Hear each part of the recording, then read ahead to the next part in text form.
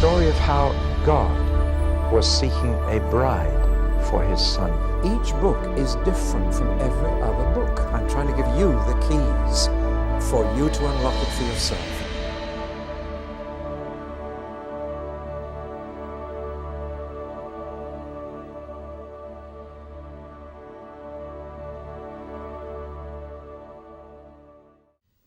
I've got a confession to make. I hated history at school. I was taught by a retired vicar who managed to make it more dull and more boring than any other subject. It was dates, battles, kings and queens. Did you have it like that? It all seemed so complicated and so irrelevant. What was the point? What was the use of learning it all except to pass an exam? And my knowledge of history finished up very much like that book 1066 and all that. Have you read that, in which everything was either a good thing or a bad thing? Funnily enough, the book of Kings is very like that. The kings were either very good or very bad, you know. He was a bad king, he was a good king. Much of the Bible, of course, is history, but it's the history of just one nation. There's no history of China or India, much less America here. It's just the history of one people, because it's their history that's important to God. Other history may be interesting, but this history is absolutely vital for the whole of mankind. Now, we are into the second phase of the leadership of Israel, but I've got a little diagram here, which I just want to point to. Here's the year 2000 BC, here's the 1000 BC, and here's 500 BC.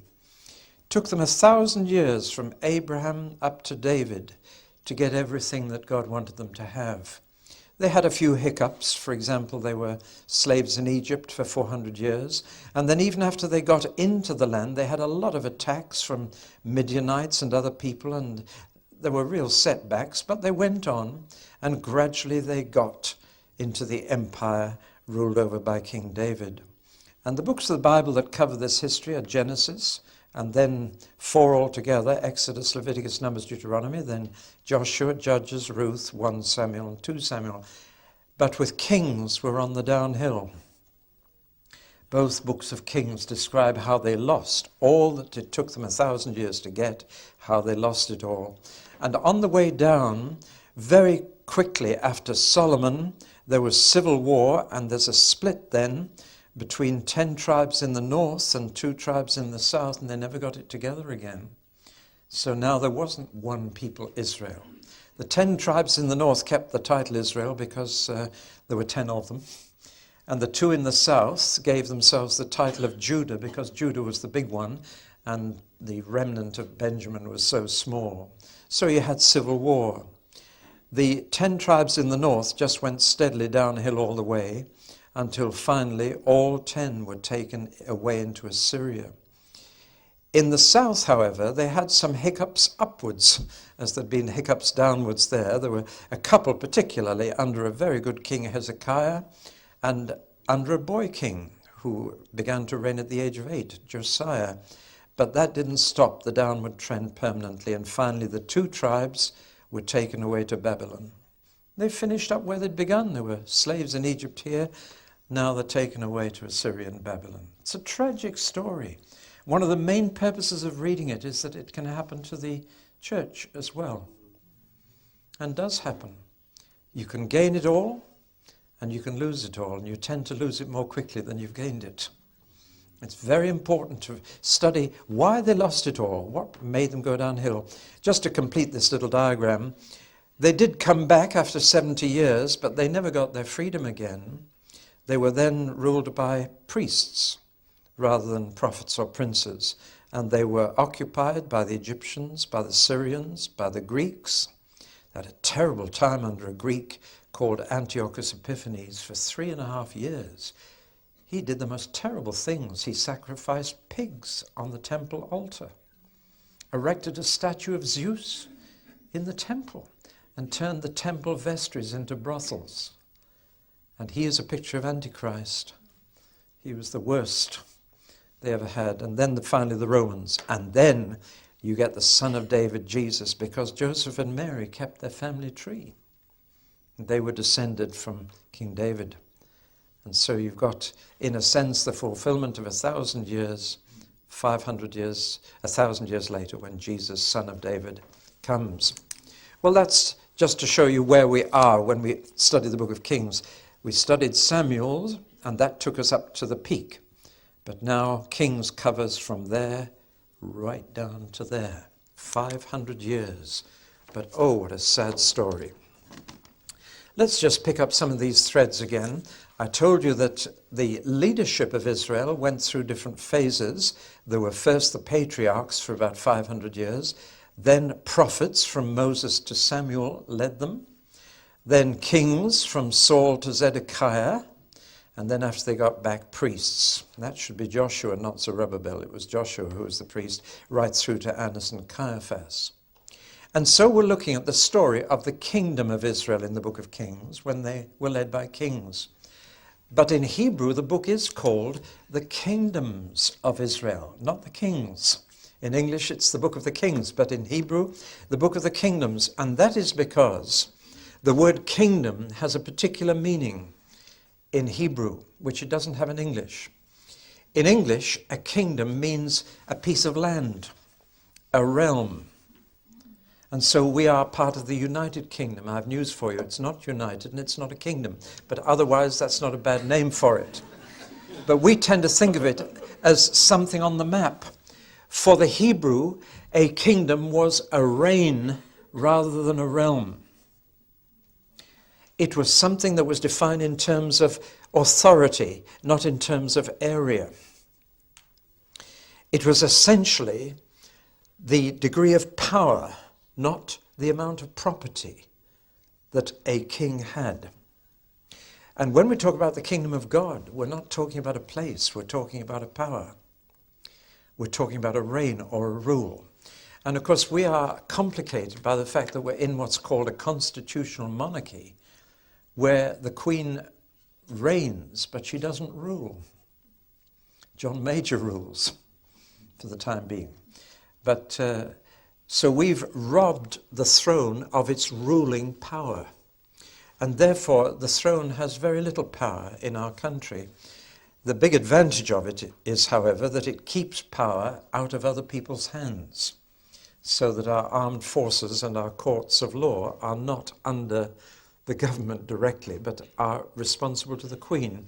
And it just saves too much power getting into politicians' hands. So it's not so much valued, our monarchy, for the power it wields as the power it keeps from others. You follow me? But in a true kingdom, the king has absolute power. He makes the laws. There is no parliament, there are no votes, there are no opposition parties. The king rules. And he rules by decree and not by debate. He makes a law, and everybody's got to toe the line. And would you like to live in a kingdom? Would you wish that one man ruled England and made all the laws with no parliament, no elections, no votes?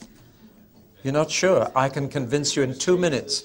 If I could find the right king who would be absolutely just, who would lay down his life for the people, who would see that there were no poor and no sick uncared for. Now would you like to be in the kingdom? You see, the kingdom depends entirely on the character of the king. If you've got a good king, the kingdom's by far the best form of government.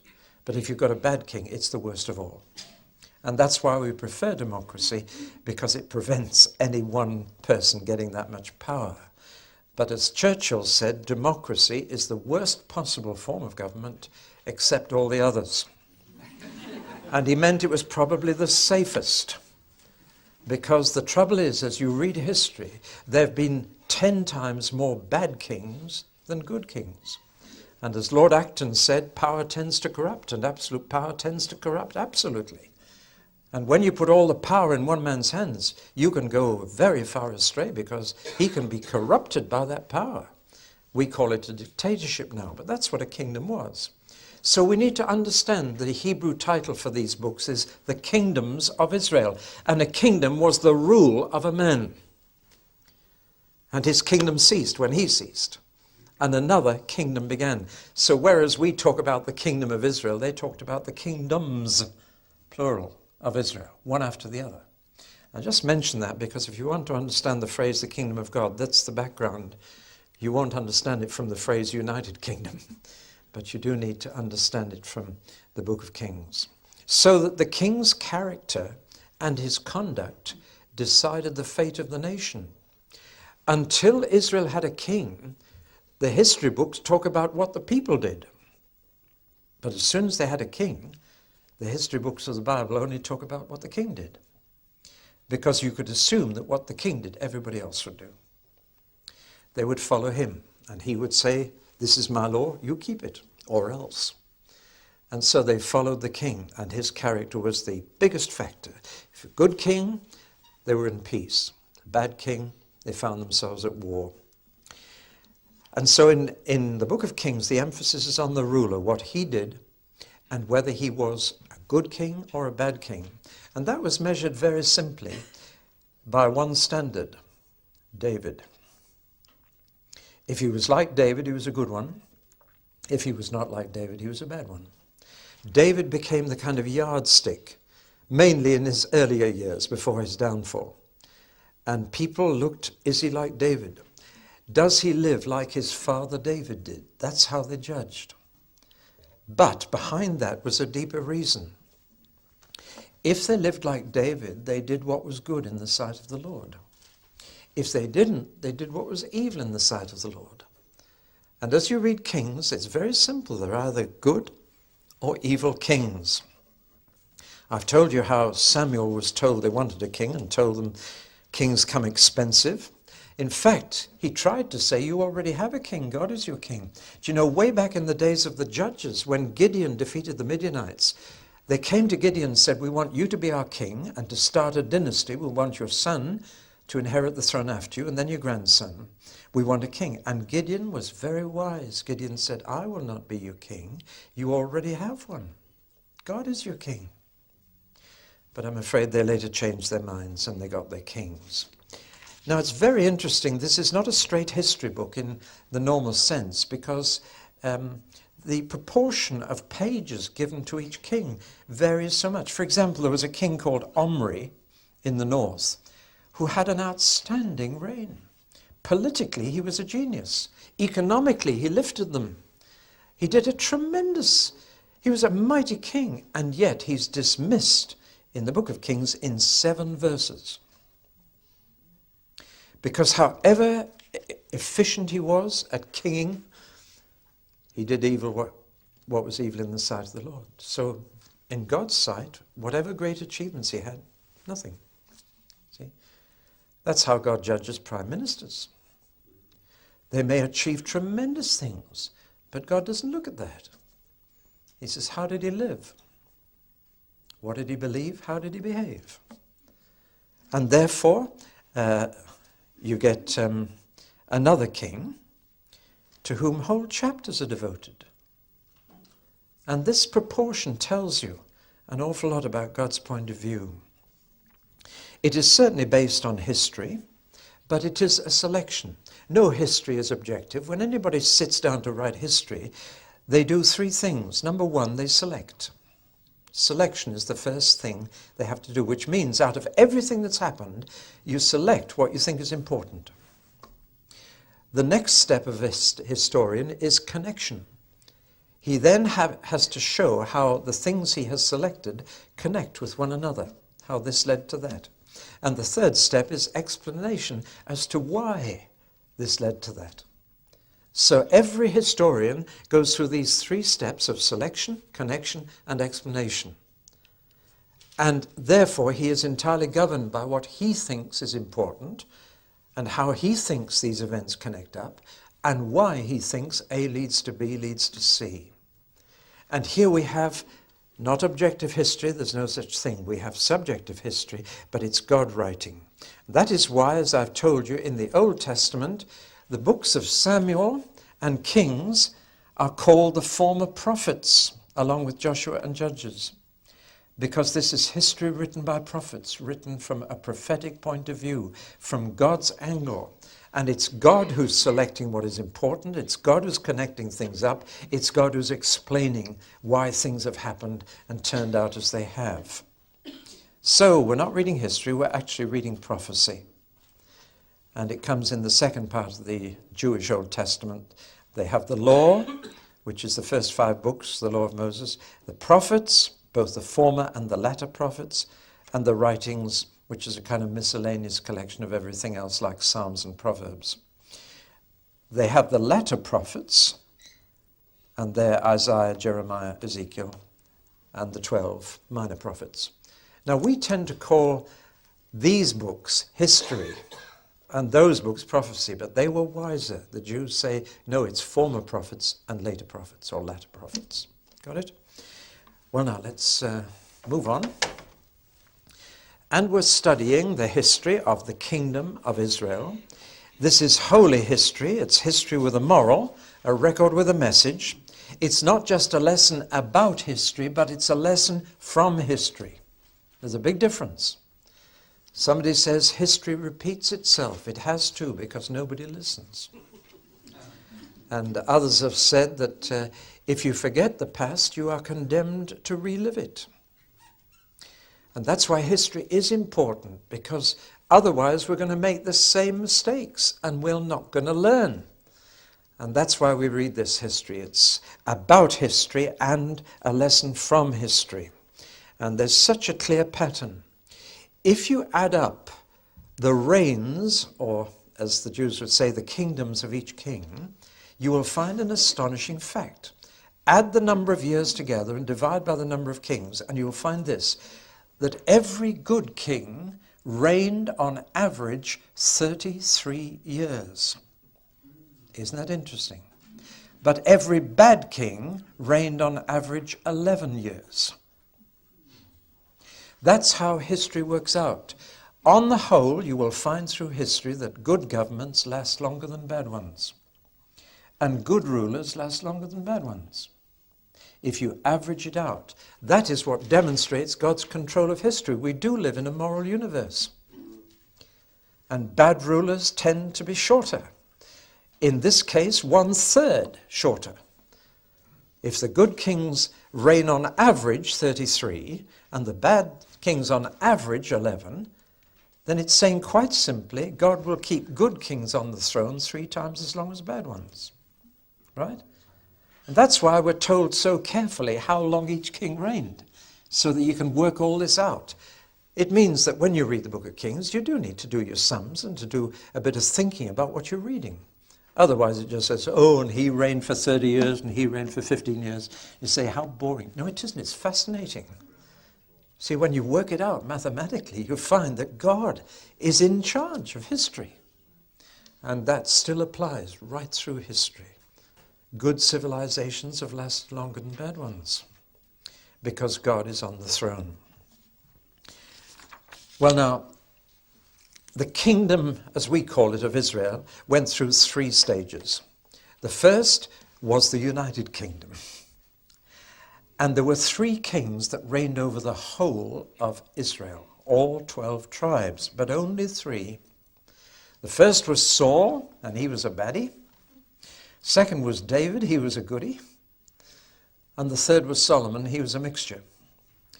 But in fact, God gave united Israel 3 reigns of exactly 40 years each. Now that is significant, because 40 is always the number of God testing people. 40 days in the wilderness, 40 years in the wilderness. 40 is God's number of, what's the word I'm wanting? Before he approves or disapproves. It's the trial period. 40 years is a trial period in God's sight. And so when all the tribes were together, God gave these 3 kings a full trial period. This was a test of kingship. But I'm afraid they failed the test. All of them started well. All of them finished badly. And yet one of them was still a man after God's own heart. But none of them was good right through the 40 years. So the United Kingdom failed. 1 Samuel covers Saul's 40 years, 2 Samuel covers David's 40 years, and 1 Kings 1 to 10 covers Solomon's 40 years. As soon as Solomon died, the north and the south split and had civil war. There had been a growing tension, I've told you already, because all the prosperity seemed in the south, around the capital, and all the poverty seemed to hit the north. And there was a lot of grumbling going on in the north that the government in Jerusalem was only interested in the southeast. Sorry. You know what I mean? We know this only too well. And it happens that where the king and the government is, there's more prosperity and more interest in things happening. And so as soon as Solomon died, no one could hold the 12 tribes together. 2 tribes stayed in the south, and they kept the capital and the royal line. The 10 tribes in the north lost both. And so they didn't have a place of worship, and they didn't have the royal line of David. So what did they do? They set up their own centers of worship, 2 of them, Bethel and Dan, and to give some object for people to attract attention of the people, they set up 2 huge golden calves in Bethel and Dan. And they elected their own king, a man called Jeroboam. Interestingly enough, I've got the seal of Jeroboam there. It's got the lion on it. That's always been the symbol of Israel. And there's Jeroboam's name.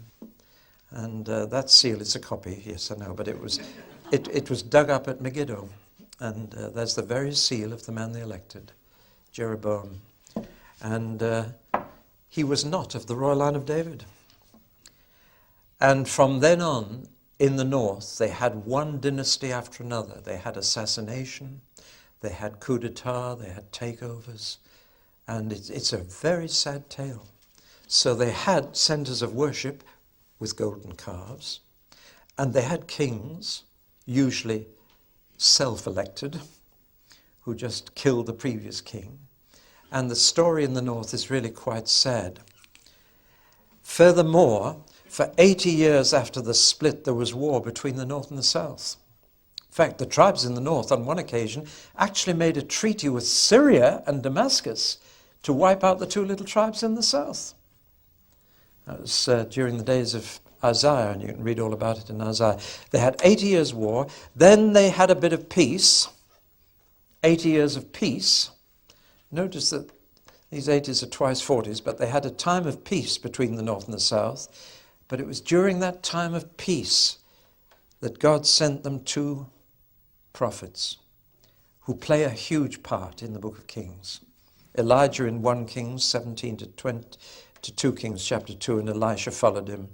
You can see that these 2 prophets were terribly, terribly important in the north during that time when the north and south weren't fighting. But I'm afraid after Elijah and Elisha, they went back to war and fought each other and played each other dirty tricks again. It wasn't long before Assyria came and took the 10 tribes called Israel off to Assyria in 721 BC. They became the 10 lost tribes. They're not totally lost because God knows where they are. They're scattered, but the book of Revelation promises that God will bring those 12 tribes back from wherever they've been. So God knows. He keeps a record. And now we're left with a single kingdom. It's a very small kingdom now. Just Judah and little Benjamin in the south, a little bit of land around Jerusalem, but they still have the capital city. They still have the royal line of David. And their kings are still descended from David. But wouldn't you have thought that when they saw 10 of their fellow tribes taken off, that they would say, hey, we must pull our socks up, or God will send us away too? You'd have thought that, wouldn't you? If 10 members of your family were kidnapped and disappeared, and you were told by God, and you too will disappear if you don't behave yourselves, wouldn't you pull your socks up? No, no. The tragedy is that they didn't either. And God never punishes anyone without warning them first. It's a lovely thing about God. He said through the prophet Amos, I'll never do a thing unless I send a prophet first to tell people what I'm going to do. That's why God sent Elijah and Elisha to the north, and why he later sent Amos and Hosea, but Hosea was the last. And after Hosea, no more. After that, God sent prophet after prophet after prophet to the two tribes that were left. He sent Isaiah, he sent Micah, he sent Nahum. He sent so many, and yet they didn't listen either. And the tragedy is that in 587 BC, notice that's about 140 years later, little Judah was taken away, this time to Babylon. And that's the end of the story of the book of Kings. I've given you a sort of oversight there.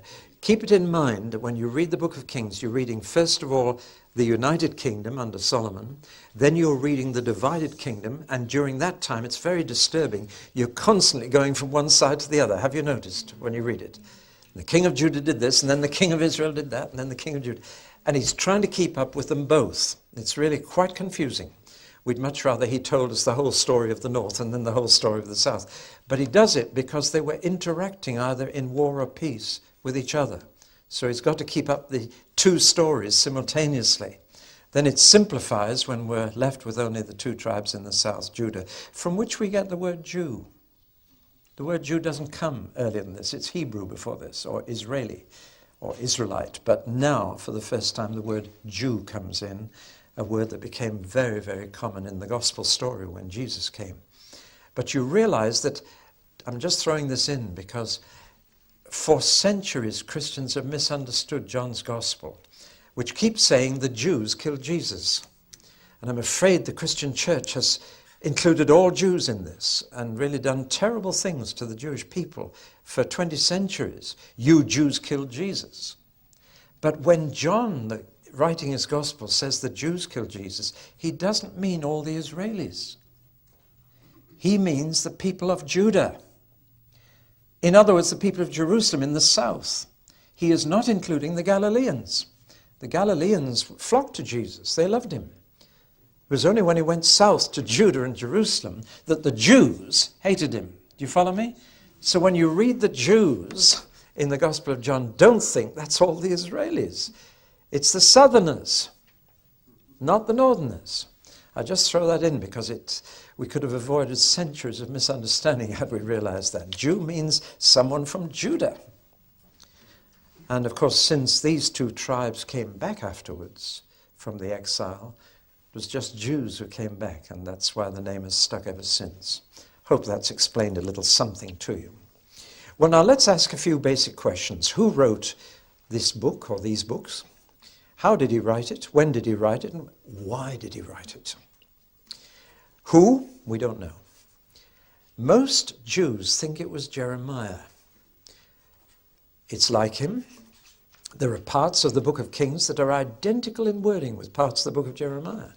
And we know that the prophets wrote history because they saw it God's way. So it could be Jeremiah. Others think it's Ezekiel. I think it was Jeremiah for one reason. He's not mentioned. But he was right in the middle of this. And there's not a word about him. And I cannot think that anybody else would write about this period of history and never mention Jeremiah. But if he was writing it himself, he wouldn't. He'd written his prophecies down separately. And there are one or two other pointers. So for my money, it was Jeremiah. But we don't know. We have to leave that question. So how was it written? Well, time and again in the book of Kings, it says, as it is written in the Acts of Solomon, as it is written in the books of the Chronicles of the King of Israel, as it is written in the book of the Chronicles of the Kings of Judah. He is clearly using national records. He's using other people's records and weaving them together to communicate a lesson about history. There are even parts of Isaiah which are word for word the same as Kings. So whether Isaiah was writing those bits or Jeremiah got them from Isaiah, I don't know.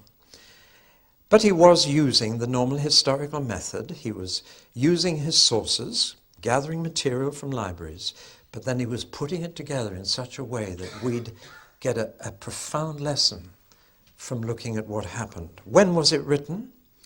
Well, a lot of it was written before they were taken away to Babylon, because he mentions that the temple is still standing, and he frequently uses this phrase, as it is to this day. As you go through the book of Kings, you'll constantly find things as it is to this day. So clearly he was writing before the whole thing collapsed. And yet, the last little bit of Kings finishes halfway through the exile in Babylon with a most extraordinary little piece of news. The Babylonians had killed the last king of Judah, a man called Zedekiah. They'd been very horrible to him. They'd tied him up in chains, and then they'd lined up his sons in front of him, and they'd killed every son of Zedekiah. And then when he'd seen all his sons die, they took his eyes out and blinded him and took him away in chains. That was Zedekiah. The previous king, however, Jehoiakim, was a weak king, and he hadn't tried to oppose the Babylonians. So, in fact, they had taken him as prisoner. And the last thing in the book of Kings is that Nebuchadnezzar, that's the king of Babylon, released their second last king from prison and invited him to dine at the king's table from then on. Now that's very, very interesting. It's the last bit of news in the book of Kings. It means that it was completed halfway through the exile. That's very significant, as you'll see in a minute. And it means that this royal line of David actually began to have his meals at the king's table in Babylon. And you'll find that man's name in the genealogy of Jesus, because the royal line of David was thus preserved by Nebuchadnezzar and came back. And the royal line came back in the person of a man called Zerubbabel. But we'll know more about him when we study another book.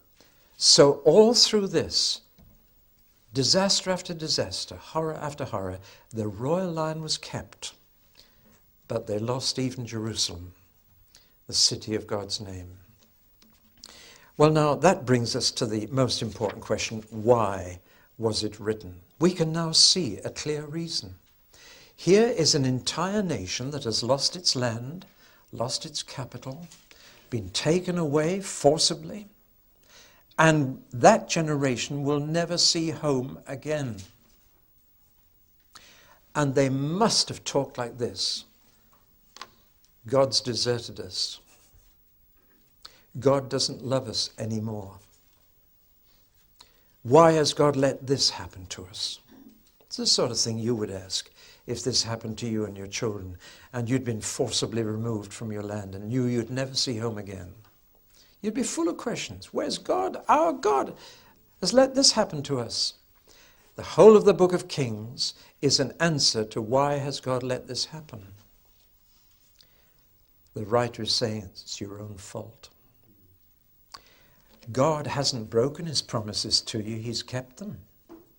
He promised to do this to you if you misbehaved. So don't you blame God. God has kept his promise. And he's using all these records of the kingdoms of the slide down to show them that one thing is certain: God is faithful to his word. This is not an accident. You caused it to happen because you knew what God had said he would do, and yet you ignored him. But then that's human nature. We know deep down that God will judge us one day for how we live. What do we do about it? See, human nature is so perverse, so stiff-necked, to use God's adjective, that we go on living in a way that we know makes God angry. And we trade on his patience.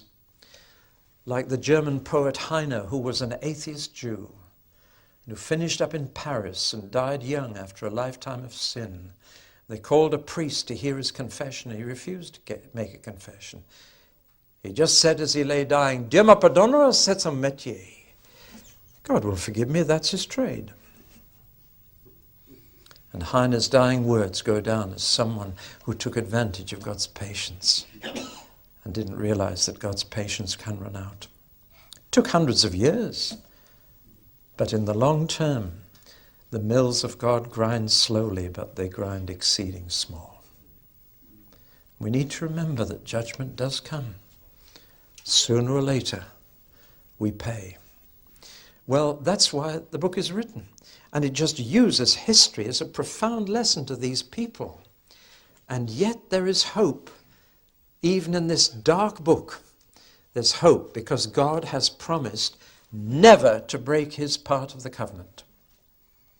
Again and again, I've underlined it every time it comes in the Old Testament. God says, you may break the covenant, I never will. Therefore, when you are taken away to another land, I will bring your children back. God keeps his promise. He never breaks a word. He promised he'd take them out of the land. He promised to bring their children back. And he did. They were 70 years in Babylon. Do you know why? Probably told you before. Because God had made a law that they must let the soil rest every 7th year. Let it have a holiday so that it could be rejuvenated. And they had ignored it for all those 500 years from Solomon onwards. Now, if you work that out, how many years' holiday had the land missed? 70. And God said, if you won't give the land a rest, I will. And you stay out of the land until it's caught up with its holidays. It's all there. It all fits together. And so that's why it's written. If it was Jeremiah, he said, I'm going to write the history of the last 500 years so that the people will get the message. This disaster has come on the whole 12 tribes because they didn't keep the covenant. But it's not hopeless. God has promised to keep the royal line of David going. He's promised to bring the children back. And he will do that too.